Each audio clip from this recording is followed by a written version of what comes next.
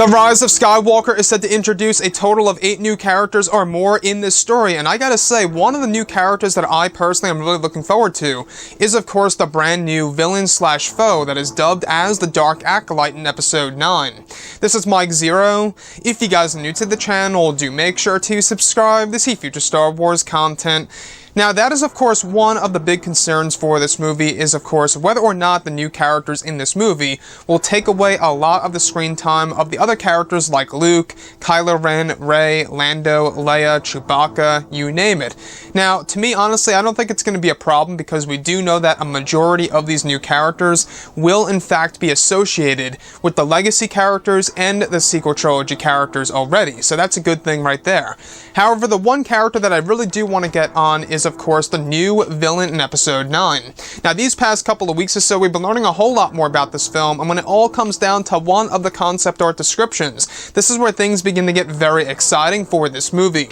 Now, specifically, shot descriptions consisting of both Rey and Kylo Ren in a standoff with the Dark Acolyte who serves as the new villain in the film. It's described that he wears a long black cape with a hood over his head, and is holding a lightsaber hilt that appears to be colored black with gold trims. It's said to be a sequence in which the new foe reveals to Kylo and Rey that his powers originate from the origins of the dark side in the beyond, and that he has adopted many ancient powers of the Sith that have been long forgotten or never discovered. The next describes Rey running toward the new foe in an attempt to fight him, where he uses the Force Stasis technique to keep Rey in her place, where it's described that he gives her a lecture about the origins of the galaxy, and that he has the ability to live on forever and can never be defeated. It's said that the Dark Acolyte discovered a way to live forever during his time in the Beyond, and one of the sequences describes that the Dark Acolyte laughs in a very similar way to Emperor Palpatine. The last describes the new villain revealing to Kylo Ren that years ago, even before Ben Solo's birth, he saw the future of what would come from the Skywalker lineage and the family that holds great dark side potential, and has been waiting for his arrival for years. It's described that the villain reveals to Kylo that on multiple occasions he has even tried to reach out to Kylo Ren.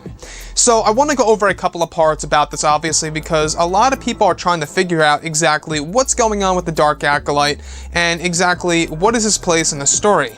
Now, you guys may recall that we have been talking about the Spirit of Sidious actually being used in Episode 9 to a certain extent, and how the Spirit of Sidious is in fact going to be associated with the new villain in Episode 9. You guys may have also heard about Episode 9 featuring a whole entire different era, or should I say a whole entire different aspect of Episode 9 that would introduce something very different that we have never seen in this era of Star Wars, where a spirit basically takes over an evil body. Now, this all has to do with Emperor Palpatine, and at this point right now, I think it's pretty safe to say that the Dark Acolyte is very well indeed Palpatine himself, or the Dark Acolyte is possessed by Emperor Palpatine, since it's described that one of his laughs actually resembled that of Emperor Palpatine's from the prequels and the originals. Now, the one thing that really stands out to me the most, that really changes everything, not just for the sequels, but also for the entire Star Wars franchise, is that this character actually learned a way to cheat death in, of course, the Beyond, which is the origins of the dark side of the Force, and that many of the powers that are associated with this villain are actually said to be ancient powers of the Sith that have been long forgotten and or never discovered, making him by far the most powerful villain in a Star Wars film to date. Now, guys, like I say, this movie, we're in for quite a treat because we do know that J.J. Abrams really is going to deliver heavily with the third act of the movie, anything ranging from space battles to land battles to, of course, the epic lightsaber duel between both Rey and Kylo Ren, as well as the new villain. So what do I think about this new villain? Now, honestly, guys, I'm very excited. It's one of the main reasons as to why I'm really looking forward to seeing the third act of the movie, to see exactly, what his interactions will be like on the big screen with both Rey and Kylo Ren, and exactly, how he's going to be portrayed in Episode 9. There's a lot of talk out there that he is indeed portrayed by Matt Smith, since Matt Smith had a lot of scenes with Ian McDiarmid, where Ian was actually providing lines of dialogue as Palpatine, where Matt Smith actually had to lip sync aside, Ian McDiarmid and his dialogue that was being used on set. Now, the Greatest Evil, guys, we're still not quite sure exactly, where this character stands, as far as,